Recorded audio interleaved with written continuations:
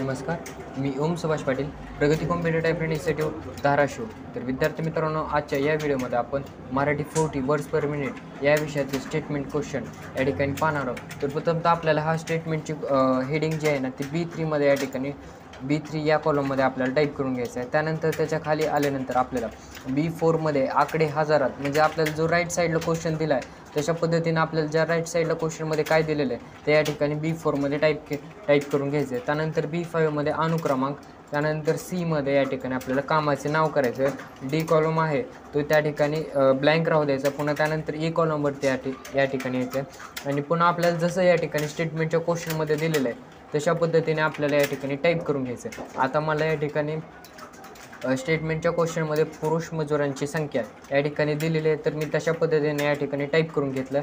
आपल्याला जसं या ठिकाणी दिलेलं त्या पद्धतीने टाईप करून घ्यायचं आहे. त्यानंतर जो आपल्याला अनुक्रमांक दिलेले आहेत ठिकाणी B7 टू B14पर्यंत या ठिकाणी सिलेक्ट करायचं. या ठिकाणी या ॲरो दिलेलं आहे, ॲरोवरती क्लिक करून आपल्याला एकदम शेवटी यायचं. त्यानंतर फिल ऑप्शनवरती जाऊन सिरीजवरती जाऊन आपल्याला या ठिकाणी बघायचं आपल्या व्हॅल्यू जे आहे ते 8 आहे, त्या ठिकाणी आपल्याला 8 टाईप करून घ्यायचं आणि ओकेवरती क्लिक करायचं आहे.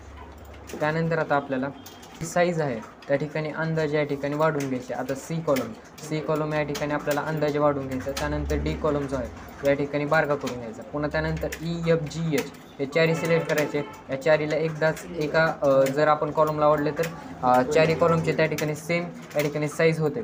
त्यानंतर आता आपल्याला काय करायचं, अनुक्रमांक जो आहे तो अनुक्रमांक B5 ते B6 या ठिकाणी सिलेक्ट करायचं आहे. याला मर्ज सेंटर करायचं. पुन्हा त्यानंतर कामाचे नाव हे काय करायचं, C56 D56 सिलेक्ट करायचं आणि याला मर्ज आणि सेंटर करून घ्यायचं. त्यानंतर आता जे अनुक्रमांक आहेत या अनुक्रमांकांना सेट करायचं, याला सेंटर अलाइनमेंट द्यायचे.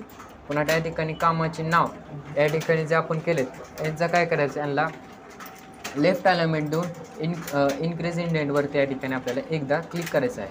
त्यानंतर जे आपण डॉट टाईप केलं ते त्यांना काय करायचं आहे, सेंटर अलाइनमेंट द्यायचे. त्यानंतर आता E आणि F जो दोन कॉलम आहेत त्यांना काय करायचं, मर्ज करून घ्यायचं आहे. मर्ज करण्यासाठी EF सिलेक्ट करायचा, याला मर्ज आणि सेंटर या बटनावरती क्लिक करायचं. पुन्हा त्यानंतर GH त्या पद्धतीने सेम सिलेक्ट करायचं आणि या ठिकाणी मर्ज सेंटर करायचं. पुन्हा त्यानंतर त्याच्या खालचे जे आकडेवारी आहे म्हणजे 2011-12 2012-13 या ठिकाणी सिलेक्ट करायचं, याला सेंटर अलाइनमेंट द्यायचे. त्यानंतर आता जे आपण नंबर्स टाईप केले ते या नंबर्सनं आपल्याला काय करायचं, राईट अलाइनमेंट द्यायची आहे. राईट अलाइनमेंट दिल्यानंतर आता आपल्याला काय करायचं, या ठिकाणी जे आपल्या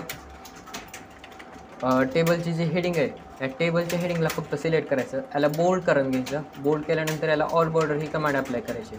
त्यानंतर आपल्याला खालचा जो आपला टेबलचा मॅटर आहे म्हणजेच फॉर्मॅट या ठिकाणी सिलेक्ट करायचा, याला आउटसाईड बॉर्डर द्यायचे.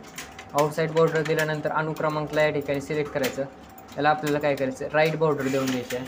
त्यानंतर आता आपल्याला काय करायचं, हे जे नंबर्स आहेत या नंबर्सनं आपल्याला बॉर्डर्सच्या ऑप्शनवरती जायचं आहे. त्यानंतर मोर बॉर्डर्सवरती गेल्यानंतर आपल्याला या ठिकाणी कुठे बॉर्डर्स नाहीत त्या ठिकाणी बॉर्डर्स देऊन घ्यायचे आहेत. बॉर्डर दिल्यानंतर आता आपल्याला वरती हेडिंग करते यायचं. आता हेडिंग करते आपल्याला काय करायचं, आकडे हजारात जे आहे ना ते आपले स्टेटमेंटच्या एंडपर्यंत या ठिकाणी सिलेक्ट करायचं. म्हणजेच आता आपले स्टेटमेंटची सुरुवात B या कॉलमपासून झालेले आणि H या ठिकाणी आपले त्या ठिकाणी शेवट आहे त्याचा, तिथपर्यंत सिलेक्ट करायचं. पुन्हा त्यानंतर आता आपल्याला एक मर्ज आणि सेंटरच्या पुढेच एक ॲरो दिलेला आहे, त्याच्यावरती क्लिक करायचं आणि याला मर्ज ॲक्रॉस म्हणून एक ऑप्शन येतं त्याला सिलेक्ट करायचं. त्यानंतर याला राईट अलाइनमेंट या ठिकाणी देऊन घ्यायचे आहे. त्यानंतर आता आपल्याला काय करायचं, जो आपले स्टेटमेंट हेडिंग आहे हे आपल्याला B पासून ते H पर्यंत या ठिकाणी म्हणजेच आपल्या स्टेटमेंटच्या एंडिंगपर्यंत या ठिकाणी आपल्याला काय करायचं, सिलेक्ट करून घ्यायचं.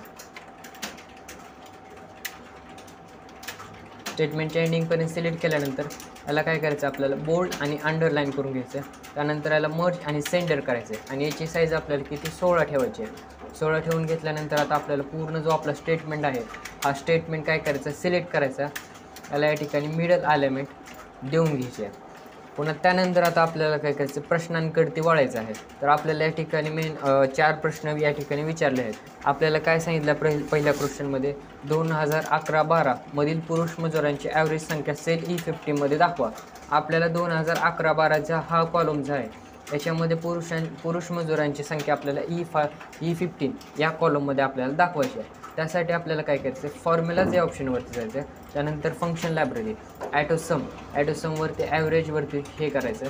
पुन्हा त्यानंतर आपल्याला E7 ते E14पर्यंत या ठिकाणी सिलेक्ट करून एंटर प्रेस करायचं. त्या ठिकाणी आपला ॲव्हरेज निघून जाईल. पुन्हा त्यानंतर तसंच या ठिकाणी आपल्याला मिनिममवरती क्लिक करायचं आहे. त्यानंतर आपल्याला F7 ते F14पर्यंत या ठिकाणी सिलेक्ट करून घ्यायचं. मिनिमम निघून जाईल. पुन्हा त्यानंतर आता आपल्याला काय करायचं, मॅक्सिमम काढायला सांगितलं आहे. त्यानंतर मॅक्सिममसाठी मॅक्सिममला क्लिक करायचं आणि मॅक्सिमम काढून घ्यायचं. पुन्हा त्यानंतर आता आपल्याला शेवटी काय सांगितलं, प्रश्न जाऊ 2012मध्ये या ठिकाणी सम काढायला सांगितलं एज 15मध्ये. त्या ठिकाणी तशा पद्धतीनेच जे आपण आत्तापर्यंत काढलं तशा पद्धतीने या ठिकाणी सम पण काढून घ्यायचं. सम काढल्यानंतर आता जो आपण टोटल या ठिकाणी काढलेल्या आहेत या सिलेक्ट करायच्या, होमवरती यायचं. यांना आपल्याला राईट अलाइनमेंट द्यायची आहे. राईट अलाइनमेंट दिल्यानंतर यांना ऑल बॉर्डर ही कमांड अप्लाय करायची आणि यांना मिडल अलाइन पण करून घ्यायचं. पुन्हा त्यानंतर आपल्याला पूर्ण स्टेटमेंटचा जो आपला ॲन्सर ते स्टेटमेंट आहे तो स्टेटमेंटच्या हेडिंगपासून ते त्याच्या एंडिंगपर्यंत या ठिकाणी सिलेक्ट करायचं. पुन्हा याकडे एक ॲरो दिलेला आपल्याला, या ॲरोवरती क्लिक करायचं आहे. ॲरोवरती क्लिक केल्यानंतर आपल्याला एक फॉर्मॅट म्हणून ऑप्शन आहे, या फॉर्मॅट ऑप्शनवरती क्लिक करायचं. रॉ हाईटवरती क्लिक करायचं आणि याची रॉची जी हाईट आहे ती 25 ठेवून घ्यायची आहे. तर विद्यार्थी मित्रांनो, हा आपला मराठी 40 वर्ड्स पर मिनिट या विषयाचे स्टेटमेंट क्वेश्चन संपलेला आहे. जर तुम्हाला हा व्हिडिओ आवडला असेल तर या व्हिडिओला लाईक करा, तुमच्या मित्रांमध्ये शेअर करा आणि चॅनलला सबस्क्राईब करून बेल नोटिफिकेशन ऑल सेट करा.